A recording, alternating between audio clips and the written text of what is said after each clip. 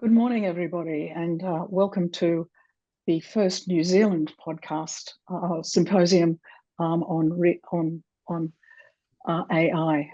I want to start off by saying kia ora, but first of all, I would also like to invite Martin Carroll to do a traditional Maori welcome. Araha mai, tēnā koe Judyth, nau mā haere mai e te whānau, he karakia te matanga tātou. Whakatākata hau ki te uru, whakatākata hau ki te tonga, kia mā kina kiuta, kia mā taratara ki tai. E hi ake ana te atakura, he tiu, he huka, he hauhu, hi hei Māori ora. It's traditional to open with a karakia, which is like a non-denominational prayer, and this one means cease the winds from the west, cease the winds from the south. Let a gentle breeze blow over the land and sea. Let the red-tipped dawn come with a sharpened air, touch of frost, and the promise of a glorious day. And it's a karakia we often use to open things up. Kia ora, back to you, Judyth. Thank you. And before we start, I want to acknowledge Giselle Byrne, the Provost from Massey University, for her encouragement to Studiosity for us to have a specific New Zealand symposium. So if you are listening today, Giselle, thank you for your efforts and thank you for your continued support. What we're going to do today, we've got some questions that I'm going to start off with just to get things going. Then people have sent in a number of questions, but then I would encourage people to put questions in. There'll be the chat, but if you want questions asked to the panel, please put the questions into the Q&A. But the chat is also a really good way to have sidebar conversations between people, and they're equally as interesting as the conversation. So if I could start off with Professor Naomi Cogger from Massey University. Naomi, would you introduce yourself and tell people what brings you to this conversation? Yes, so my day job is the Professor of Epidemiology and Risk Analysis, with a side hustle of being a bit of a tech nerd. And so in my work, been about managing uncertainty, evaluating evidence, and how do we make robust decisions in environments with significant complexity. And those are the skills that I'm going to bring to a new role that Massey has created, which is the strategic lead for generative AI, reporting directly to our Provost. And in that role, I'm here to work across the university to help find practical solutions and approaches to integrating AI, and in some cases, maybe not integrating AI. I'd also say that this is a part-time role, and that's by design. You know, I still want to be at the coalface, exploring how we use AI, understanding how we can do it in our teaching, maybe in our research projects, and perhaps even responding to the odd passive-aggressive email we sometimes get. Could I introduce our student representative? And I want to thank Luke for making time to contribute to this symposium. So Luke, tell us about Luke. Thank you, Judyth. Kia ora, my name's Luke. I'm from the University of Canterbury, and a bit like Naomi, I'm quite into my tech on the side. I work quite closely, my team and I work quite closely with Catherine, who's here on this panel as well today. I suppose the reason I'm here is because I'm an expert on students and how students use AI and how that sort of world looks. So it's important to have that, customer perspective when you look at things, especially like AI, generative AI in the university space. So I've been using AI for quite a while for many different things. So I suppose I bring that student perspective quite heavily. Yeah, that's a bit of me, I guess. Martin. Good morning again, everybody. So I'm Martin Carroll. I'm the Deputy Chief Executive Academic for two large polytechnics in New Zealand, Unitec and the Manukau Institute of Technology. Why am I interested in this? Well, because it's not an option not to be interested in this. It's permeating absolutely every facet of what we do. I guess my own interest goes back probably 15, 16 years now. Actually, Judyth, to when I was in Australia, when I was Vice-Chancellor academic at Charles Darwin University, and we were partnering with Blackboard and starting to look at things like the ethical issues associated with AI-powered online services. Back then, that could have included student support. And those ethical issues have only become more stark over time. So I'm looking forward to this korero. Thank you. And Catherine? Kia ora koutou, Catherine Moran. I'm the Deputy Vice-Chancellor Academic at the University of Canterbury. And our strategy around education is accessible, flexible, and future-focused. And certainly the future is here at the moment with AI and changing very rapidly. So I'm really passionate about how we integrate AI in the curriculum, the impact on assessment, and how we can better use it for assessment, and also just how it influences or shapes how we might go about learning and teaching. And of course, work very closely with Luke, as he noted, and getting the understanding what the students are using around AI and what their interests are. Thanks very much. My first question is a sort of a general question, but it's to give a sense of what's happening in New Zealand. So what developments around AI have you observed or experienced in New Zealand in the last 12 months? And how have these impacted on student learning? And the third part is, what is unique about the approach to AI in New Zealand, say, from what might be happening in Australia? Naomi, would you like to start off that question? And there are three parts to it, so start wherever you'd like. Yeah, I think I would start by saying I don't think we're fundamentally facing anything different with AI in education in New Zealand. There are some nuances that we need to consider around Maori and how that happens, and I'll come back to that. Across the university sector, I see that the two kind of things that we need to deal with are the two illusions, as others have pointed to. The first is the illusion that we can detect, that AI detection tools are going to help us. It's pretty clear from the evidence I've seen that that's not the case. And so we need to look at reimagining assessment. And the other issue I think we need to address is the illusion of knowledge. And this is more a student-focused thing where students are not necessarily, and I'm talking as an epidemiologist, I love population averages, so I'm talking about across the population, not individuals, are not necessarily understanding that their use of AI is harming their learning if used in particular ways that are about just generating the answers. And so I see the challenge for universities is creating curriculum that is teaching students to develop evaluative skills. And those skills are important whether it's AI or whether it's fake news.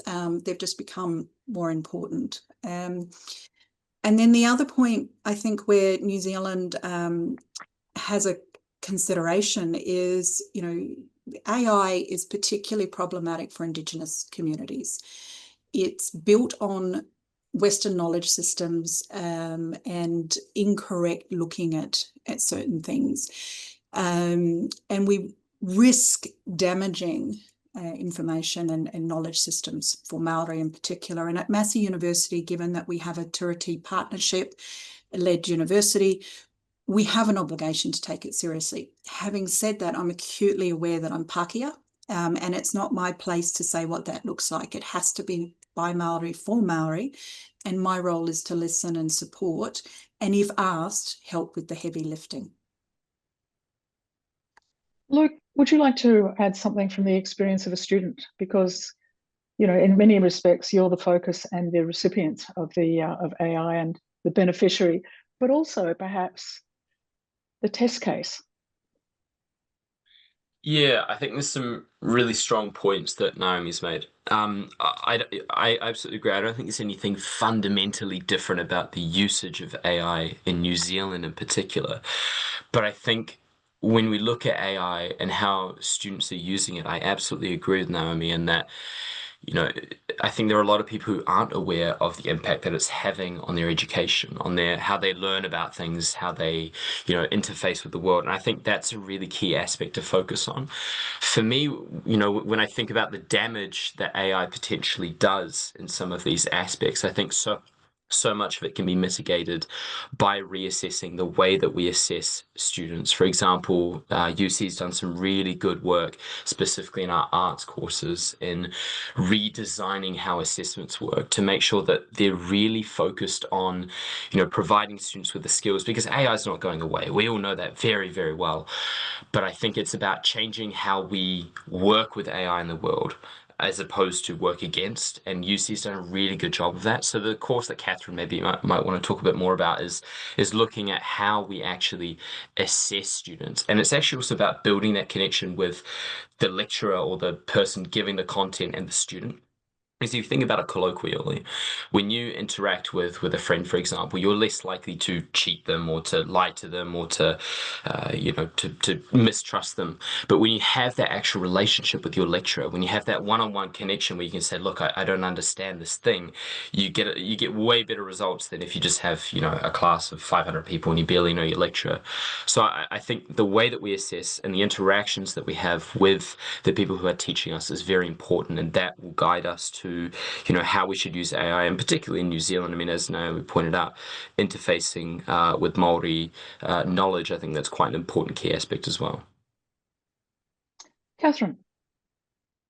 So just following on from both, just another little wee lens is we recently worked with, I had an opportunity to liaise with a number of businesses in Canterbury, and to understand what they see as important and what they think our students should be coming out with in terms of the employability. And the businesses are using AI. So our challenge then is to make sure that our curriculum is up to date and that we are still keeping the critical thinking and the ability to question and the ability to check what's right and not right. We have some fantastic academics doing interesting work, integrating it into assessments. As Luke said, in those first year assessments, they're often focused on the critique of AI and how you have to question what you're seeing. There was a time when we were very content focused, I think, as often as universities, and now we're moving beyond content to process. I have been thinking, we would all benefit probably from a philosophy course in first year to understand that whole issue of gray, and then start applying it as we see it relative to AI. So it's that's some examples that I'm seeing in New Zealand businesses and from the students. And Martin.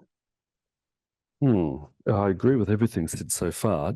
I think the New Zealand experience has been similar to everyone else, in that, the early tidal wave was students using AI-powered tools in a way that threatened traditional notions of academic security, learner authentication and learning authentication.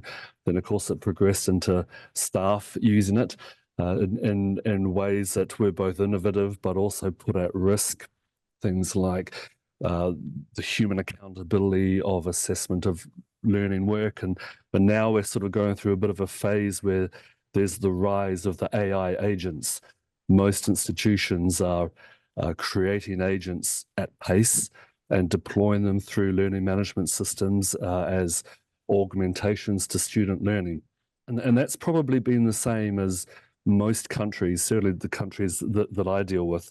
But I do think that what Naomi was touching on is a point of departure for New Zealand. I think as a country, we're probably putting quite a lot of effort into the local contextualization of culture, of language, Te Tiriti-led. We have Māori data sovereignty principles, which are starting to come to the fore in things like the selection of LLMs and where they get their data from, through where did they do their training, where is that data being hosted? Has it been hosted outside of New Zealand, in which case there's different controls that can apply. I'm mindful also of things like the Royal Society here that has just issued guidelines for the use of GenAI in research that draws very heavily on how we will leverage the principles of Te Tiriti o Waitangi to be careful around who's acquiring the base data that's being used to build these LLMs, who's controlling the training, who's controlling the application of the outputs of using these types of AI agents. So Look, it's early days for us, and it remains particularly problematic while New Zealand lacks the capacity to do much in the way of hosting of the data. But it's a really interesting direction of travel that I think has much broader applicability than just in connection to New Zealand. Look, what I'm hearing you say is that there's an enormous level of complexity around the issue, and all too often there's a possibility of people wanting to simplify and compartmentalize it. So as you're talking, I'm hearing about resource issues, cultural issues, structural issues within an institution, and political issues.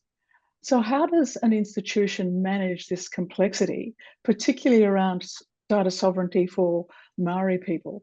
But also, it's not just necessarily Maori people, it's diverse populations. So does it, and this is just, you know, the complexity and the sort of corrosion of trust in people and processes that it seems to me to be one of the issues emerging. Does anybody want to take a punt at sort of unpacking that?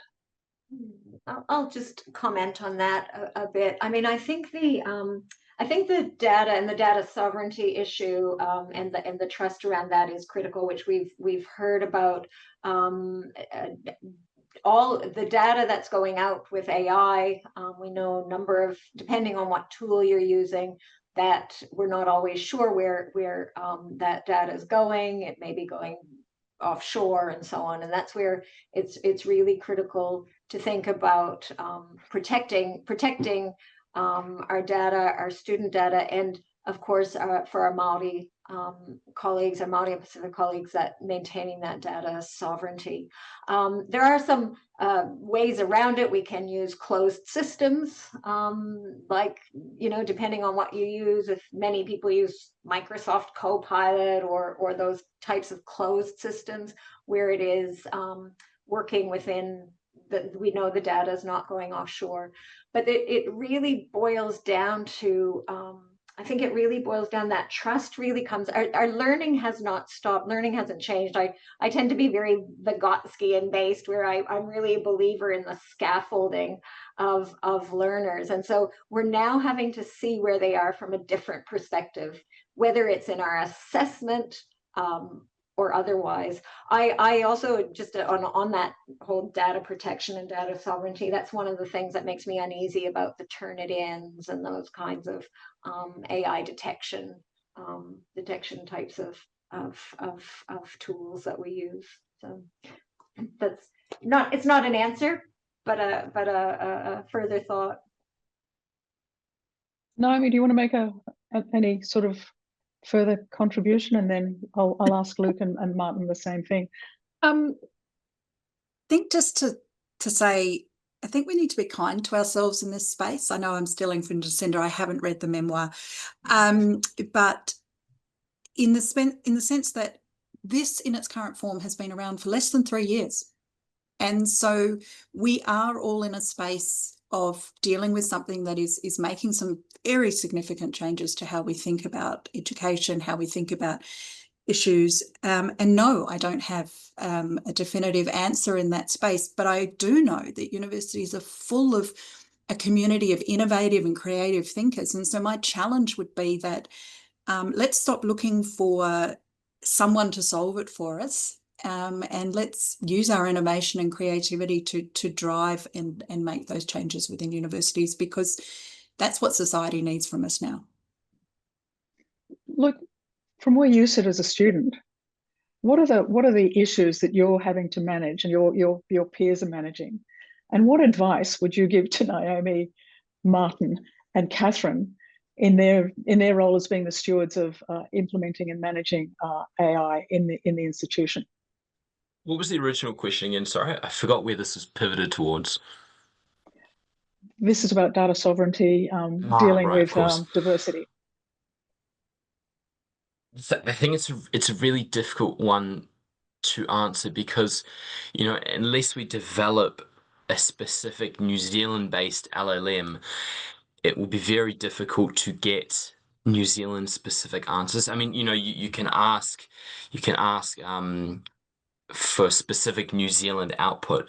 But the difficulty is, as somebody pointed out in the chat, is that, if you ask about, New Zealand colonization, it's stuff that's been written about Europeans, for example, as opposed to Maori themselves. And you have to get very specific and, please reference specific works from specific people. So I think ensuring that you're very clear with what you want and what the limitations of the systems you're using are quite important from a student perspective. So like if I get asked to write about, colonization New Zealand, I think it's quite important to know where the limitations of AI are. And I think just making that clear to students is probably the biggest thing, ensuring that they know it. And I think there were some comments made before about, well, Catherine made them before about, ensuring that first years have that understanding of how to critically, critique AI and what its limitations are. So I think ensuring that people know, the limitations of AI is probably the first big step.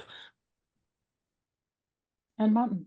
I mean, I think it's actually where AI agents can be incredibly helpful, because AI agents do provide us with an opportunity to address a specific issue and prioritize data sources that we want the AI agent to refer to and draw upon when entering into the engagement with the learner, rather than just going to Copilot or just go into ChatGPT.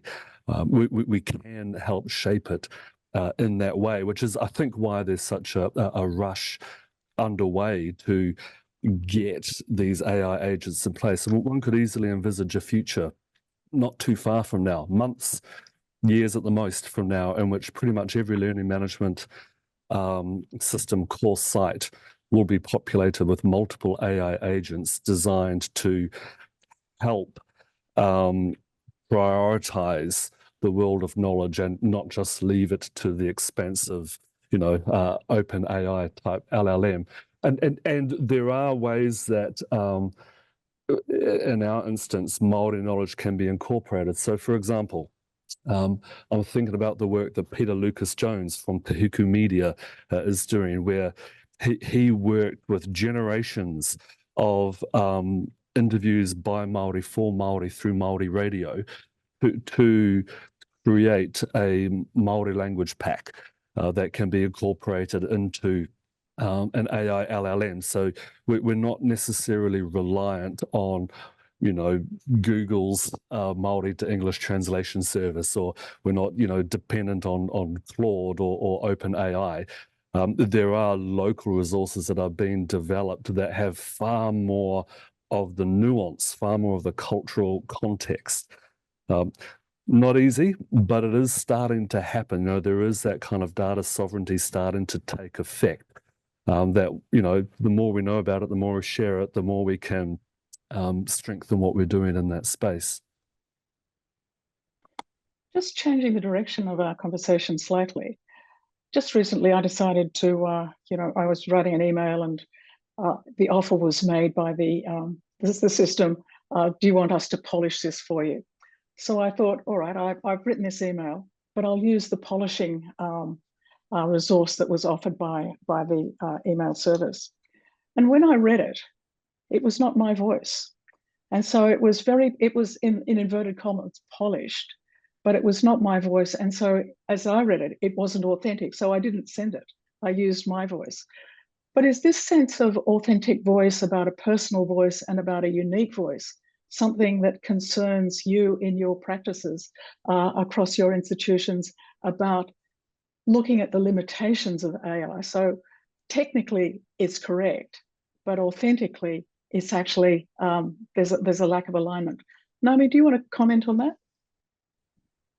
Yeah, I want to comment on it in two parts. And the first is, I see that as an issue, is how do we keep our voice with the AI? And there's certainly kind of workarounds in the sense of I've had AI analyze my writing style, and I give it instructions that say that's how I want you to write. So that can keep that voice. And of course I edit when it comes out.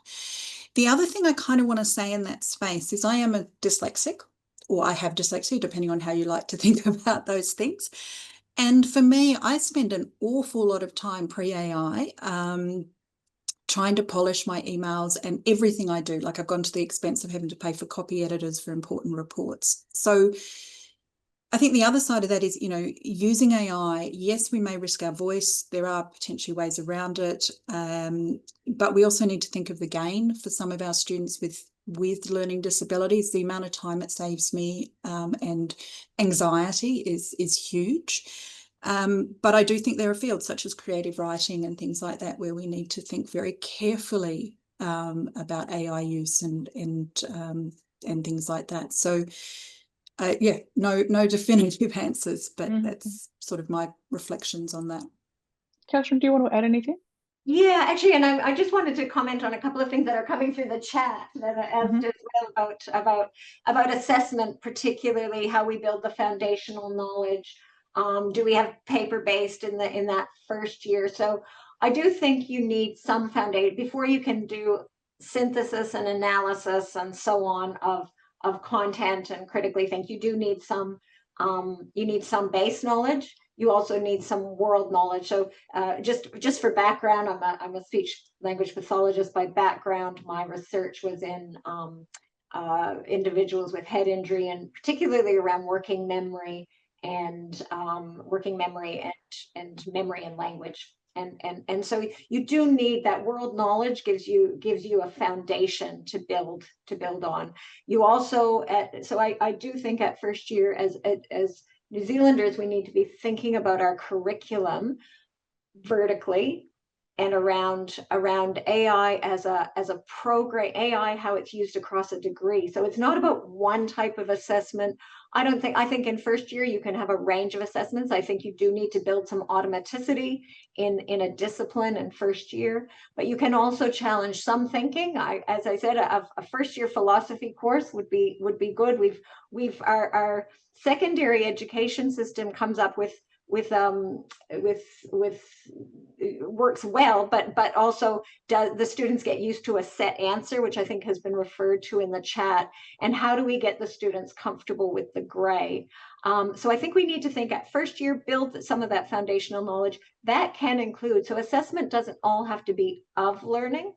You can also have assessment as learning and for learning. So people can use content and foundational knowledge and can learn content and foundational knowledge by using some AI. Our classics, one of our fabulous classics professors is using it exactly for that way, to critique and as a form of as learning. Then you include the assessment of learning, and across a degree, across a program, you can have a range of skills that the students are using. So I think there is we do need to think about scaffolding across the full degree. We need a range of assessments that are as, for, of, and we don't have to limit ourselves to does every course need an invigilated exam? Does every course need AI? Probably not. It's about understanding what's right for the degree. And I think that's not changed. It's forcing us to think a bit harder maybe at the moment, but I think we've always had to do that through our learning. So that was to Craig, who had mentioned I had seen him pop up asking some questions. So I just wanted to be able to respond to that.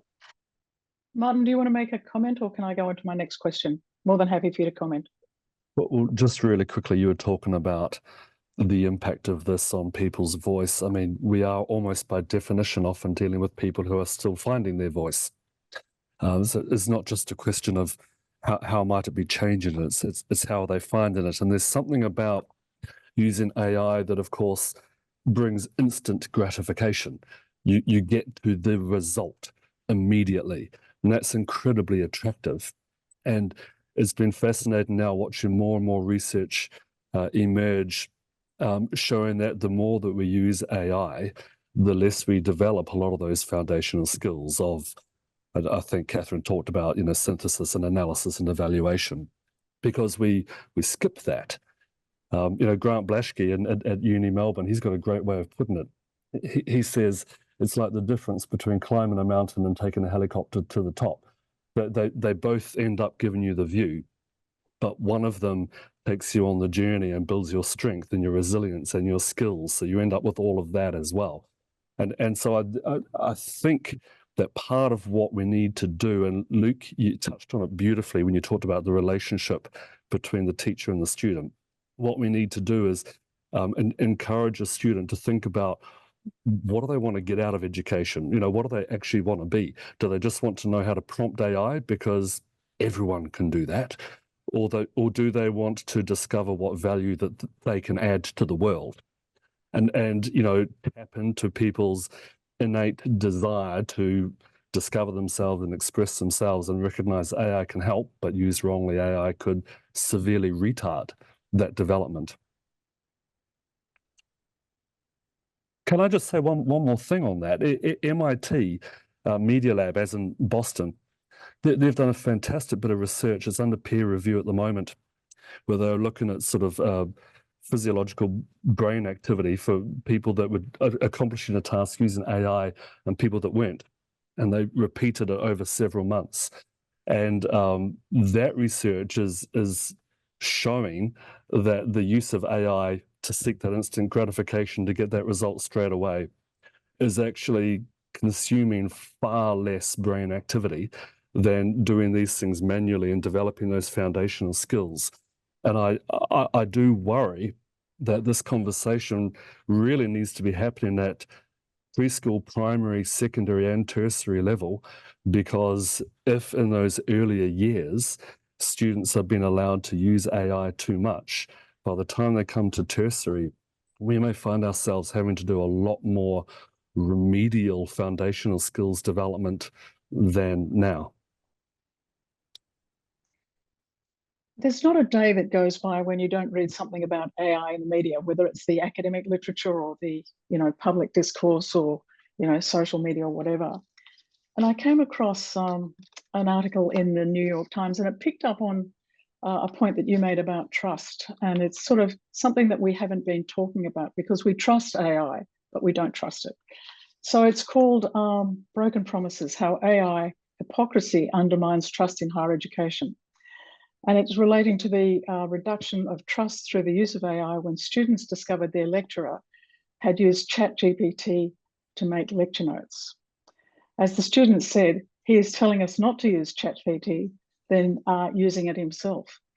So can we unpack that idea of trust in the processes, trust in the intent, and trust in the outcomes, and just see what you see the issues are, but also what we need to do, what type of interventions we need to reinstate trust in ChatGPT as a tool for learning, not as something instead of learning.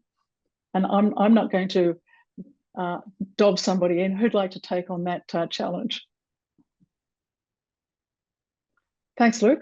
I can jump in, especially from a student perspective. I think, you know, there's that trust relationship, right, with the lecturer or the person who's teaching you about the content in the world, and that's a really important relationship to get right. And I think part of that starts from when you first get to university, ensuring that, you know, the lecturer or the person providing the content is somebody who's open, you know, has open office hours, is approachable at the start of the lecture, at the end of the lecture, you know, tells a bit about their life story. I think that's a really important thing to get right.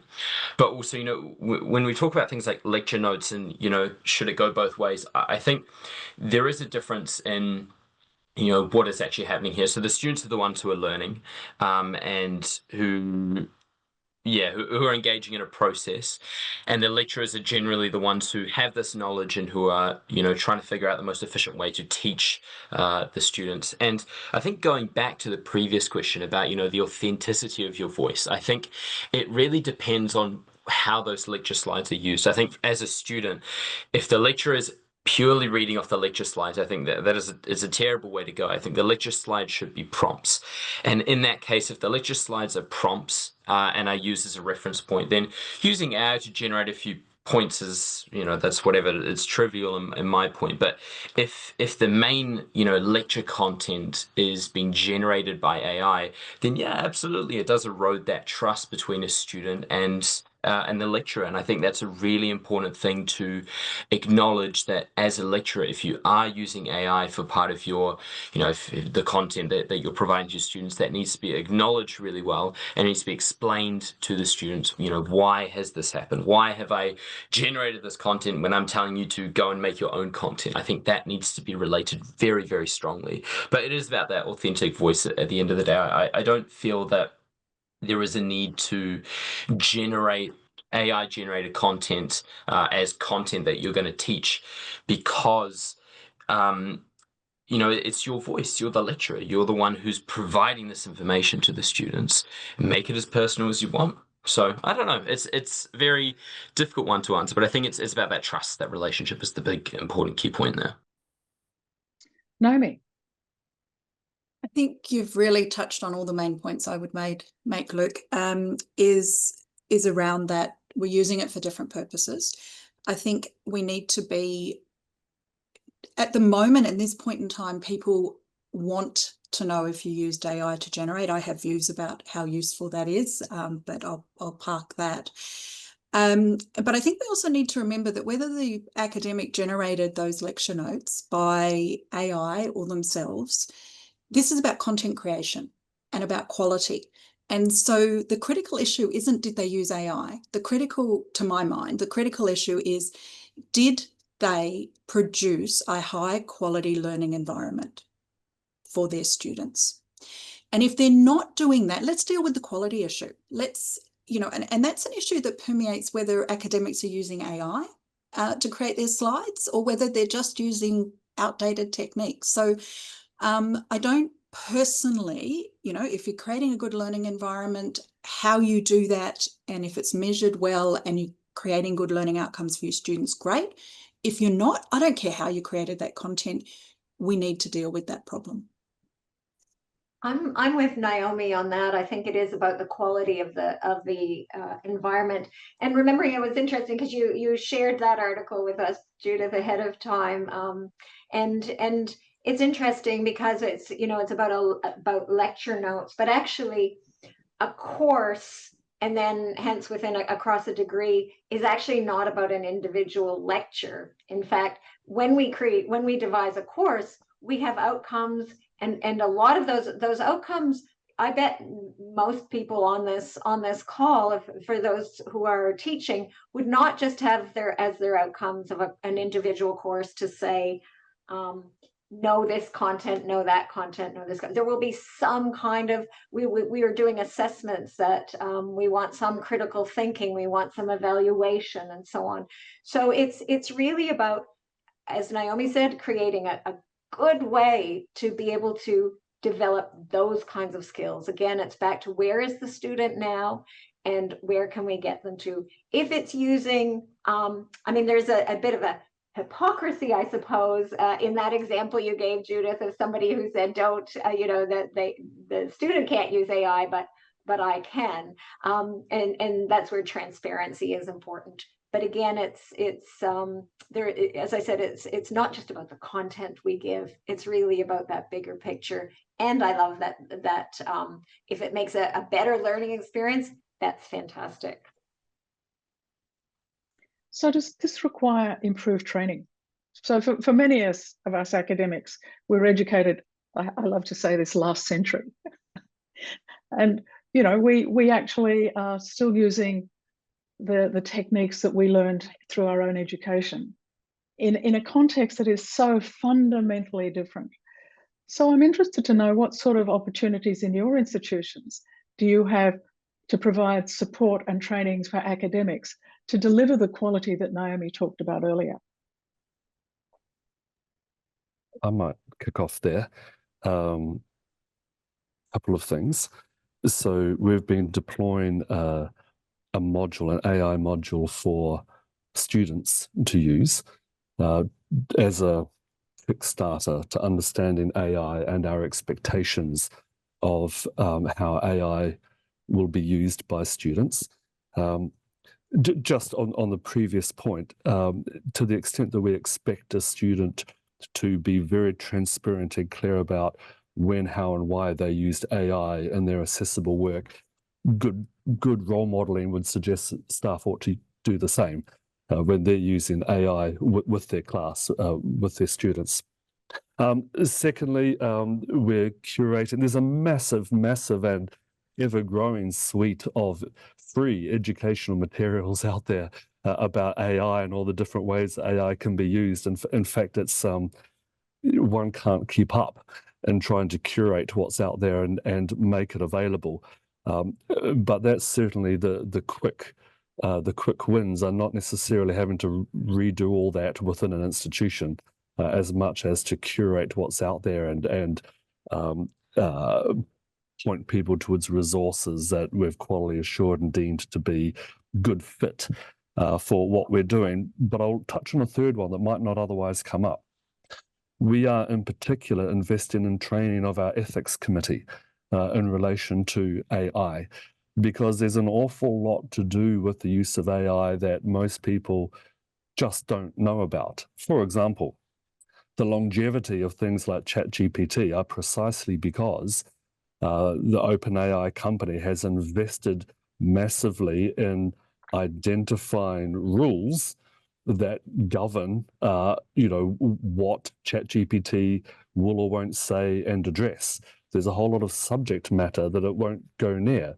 It won't deal with profanities. It won't deal with a lot of matters to do with sex and sexuality or gore or even certain areas of politics. But we as educators, we need to go into those spaces.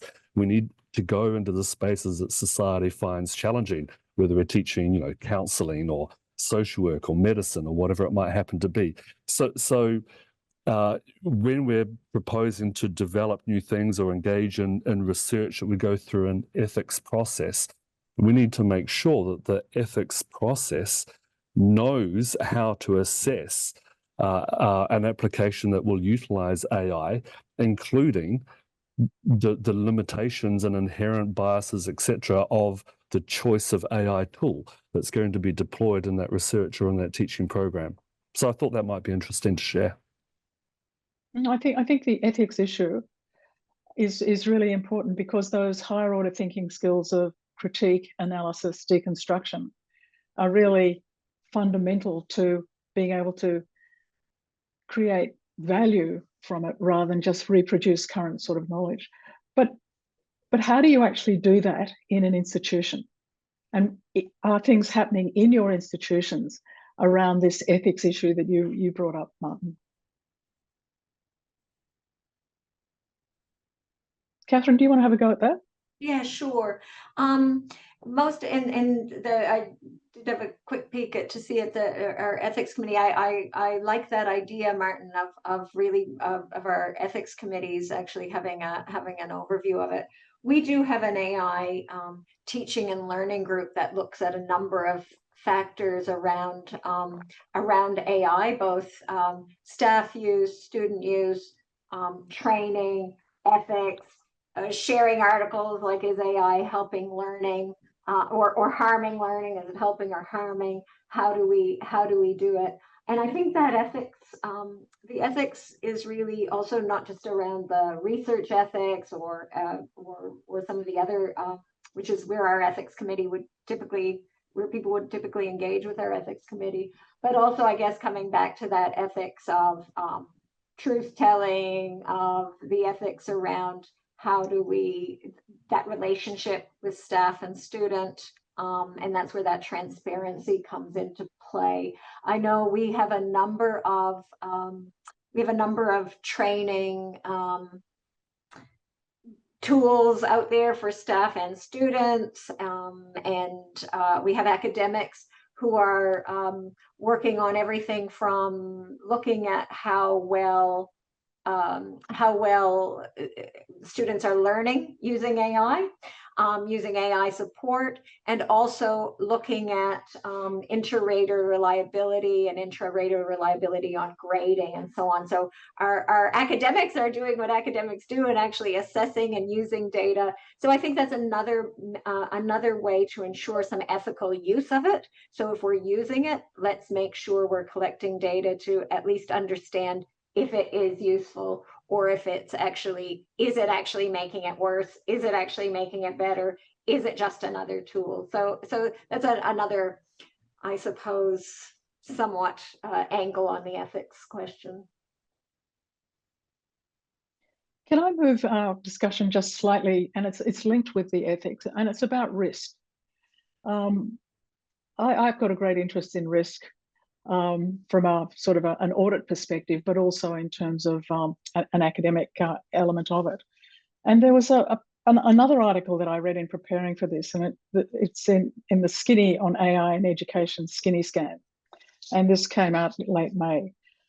And let me read this quote and I'll get you to respond. The question in higher education institutions and employers alike is fast becoming not whether to adapt, but how quickly. Those who are embracing AI as a catalyst for personalisation and opportunity, not as a threat, will be best placed to serve today's learners and tomorrow's workforce. But they must always be mindful of the risks and ensure mitigation is thorough.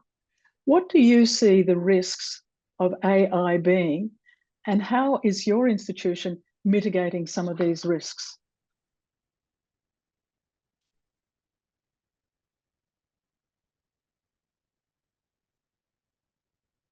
Okay, who'd like to take that one up? All right, well, I'll kick off. I think there's three big risks. One of them is existential for tertiary education providers, and that is, as this AI becomes so accomplished at taking people to answers quickly, what the heck do we need tertiary education for? Now, obviously, that's not my view, but the value add that we offer is being challenged by the value add that generative AI is offering. Again, it's that instant gratification. You know, there will be an increasing number of people who will think, do I really need to go through the expense and time and effort of learning if in fact I can get the kind of answers that I'm going to need in the workplace by being a good prompt engineer? So we, you know, the first risk is about the value add, and we need to be able to demonstrate what our value add is afresh. Second risk is the authentication. We're in a social covenant with society, and that covenant is that they don't just look to tertiary education to educate. They also look to us to authenticate the learning that takes place. And of course, you know, we're probably most familiar with AI through the threat that has placed on our traditional methods of authenticating the learner and the learning that has taken place. And people touched on 2 lanes earlier. I mean, there are solutions to it, but they're still evolving. They haven't fully deployed yet. And then the third is about errors. So if students are placing reliance on AI, as they increasingly are, and AI leads them astray, you know, if AI, and it could be for any number of reasons, it could be because it hallucinated, it could be because the inherent biases in the data set that they're drawing upon play out in a certain way. If that happens, who do we see about that?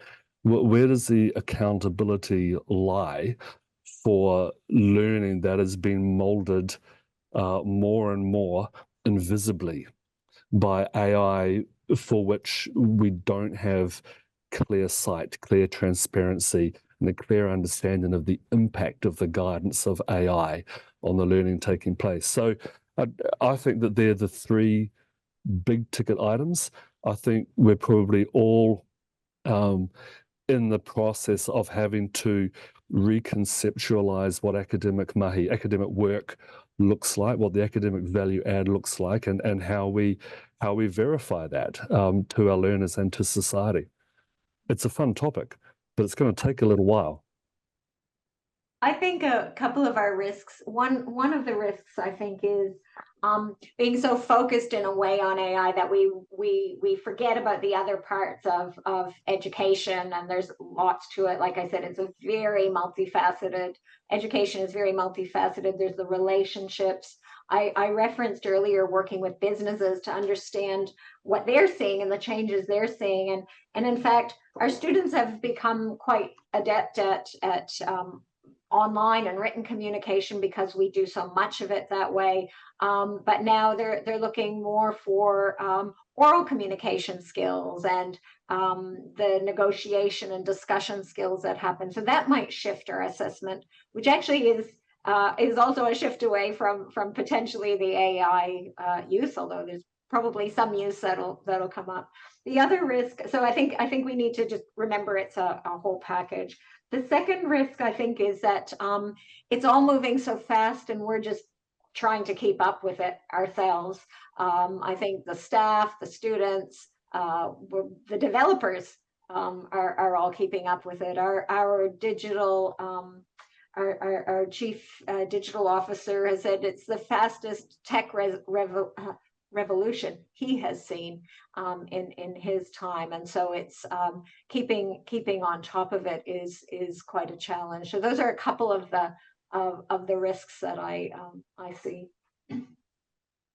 Naomi? I don't really have anything to add beyond the comments from Catherine and Martin. I think they're spot on. Okay. Luke, from where you sit as being the sort of the next generation of citizens, but also the next generation of workers, what risks do you see as things that, you know, your institution perhaps need to at least be aware of? I think some of the points have been touched on. You know, one of the big risks is ensuring that the critical thinking isn't being taken away. And I think Martin made a really good analogy before that I actually use in my life day to day about the mountain, right? About, you know, how you get to the top of the mountain, whether you take a helicopter, you drive, or whether you walk the whole thing. When you walk the whole mountain, you get that sense of fulfillment and achievement. You've seen everything and you understand, you know, what is part of this mountain. How do you get from the bottom to the top? If you take a helicopter, you miss a whole lot of it. You see sort of the tops and the trees and the canopy and whatever, but you don't see the earth and the worms and the little animals that have scurried through and the footprints. And I think that's a really important thing. And for me, one of the big risks is that people will use AI in a way that is the helicopter as opposed to a tool as you walk up the mountain. For example, I think it's a tool that needs to be used to highlight specific things. For example, asking it to explain a complex topic and then testing yourself against that to make sure that you fully understand it is a far better way than just, you know, pump out an essay on how this thing works. So I think one of the big risks is that we need to be concerned about how we actually interface with AI and just being aware, you know, whether it's taking away from our actual value as an individual or not. And, you know, and that of course works into the workplace. You know, if you walk into a workplace and you've used AI for your whole university career, or, you know, you're not going to be very productive when you get to the workplace and you have to, you know, do some real stuff with some real people. So it is just being aware, I think, is one of the big risks. And some people just aren't. If we could move on to, and it's something that Catherine brought up a little bit earlier, and it's about evaluation in AI. So assessment has fundamentally changed what we're assessing, how we're assessing it. So what do you see, you know, how do we now evaluate and assess what students learn and understand that concerns about AI enabling cheating become irrelevant? What might this recasting or resetting evaluation and assessment look like?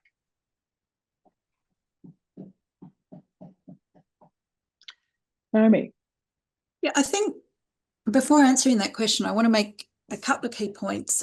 First is that let's be really clear, assessment's been problematic since pre-AI, you know, and I think that's important when we think about solutions because they've got to be much more structural than let's detect or let's make it AI proof. That's number one. Number two, I think how we go forward will be very different across disciplines. Okay, so for example, I come from the School of Veterinary Science at Massey. We need to turn out graduates that meet competencies in order to be registered to be veterinarians versus others where there may not be a professional registration. So I think those are kind of the caveats to the comments that come. But I think with assessment, we need to move from preventing AI use. We need to reimagine what assessment means. We need to be thinking about how they can reproduce and work, sorry, not reproduce, how they can work with knowledge, what they can do with information.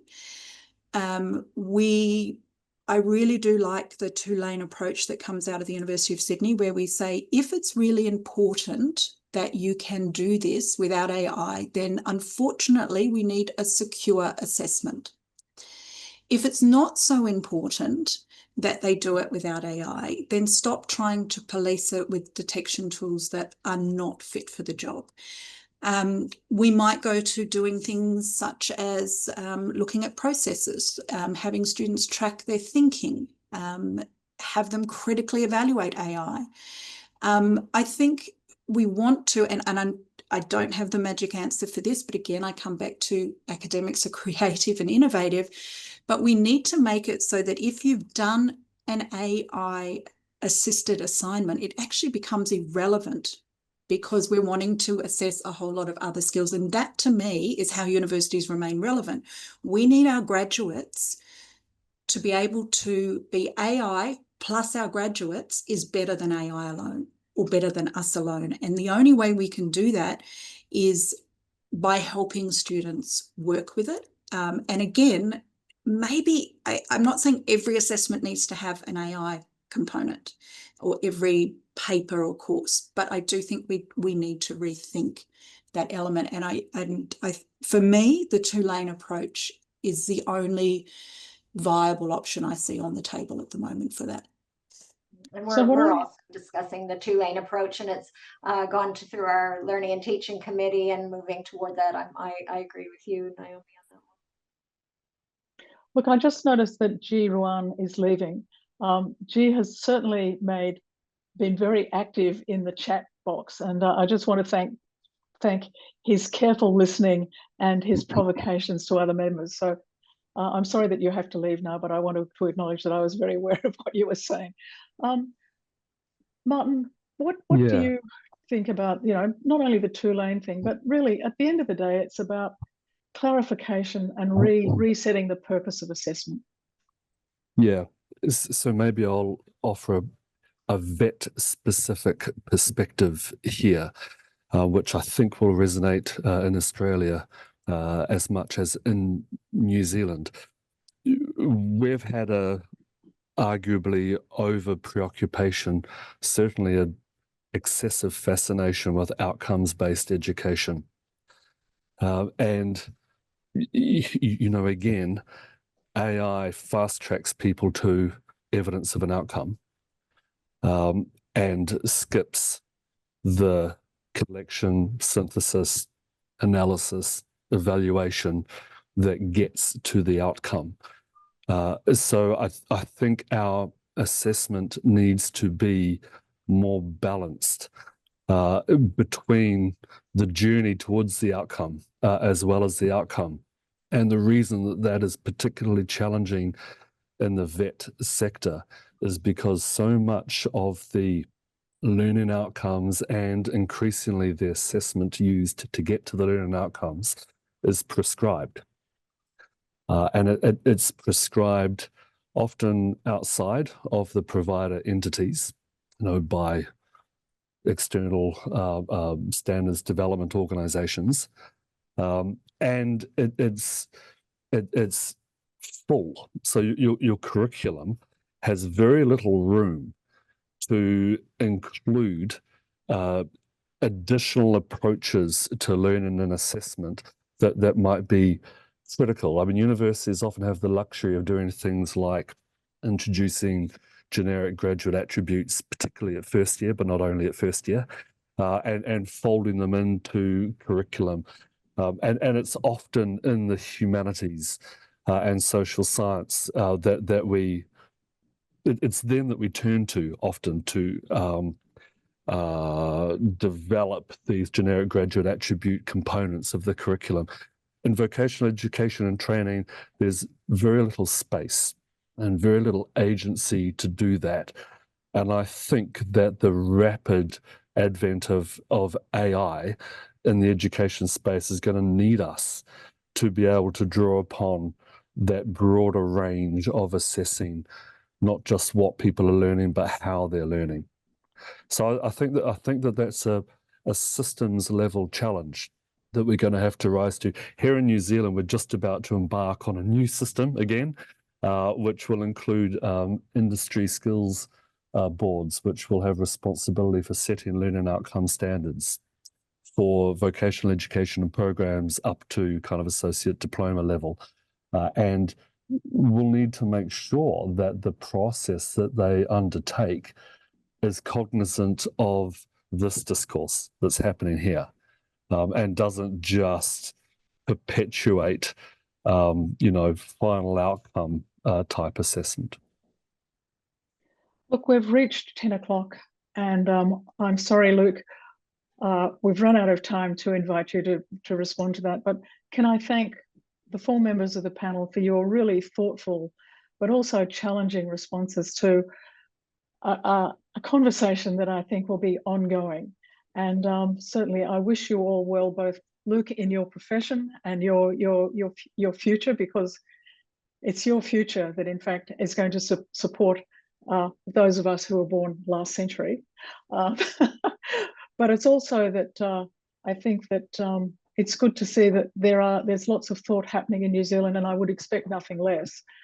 But they're all multiple challenges, and if we had this conversation this time next year, there would be some things that would be similar, but there would be a whole set of new challenges. So I wish you all the best in both your institutional endeavours and in your personal challenges, and wish you a fantastic end of the day. So thank you for participating, and this has been recorded, so people will be able to access it on the Studiosity website. So enjoy the rest of your day. Thank you. Thank you very much to you, Judyth. Very well moderated.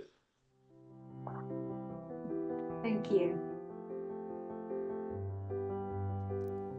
Visit studiosity.com/studentsfirst for the next Students First Symposium, an open forum for faculty, staff and academics to candidly discuss and progress the issues that matter most in higher education.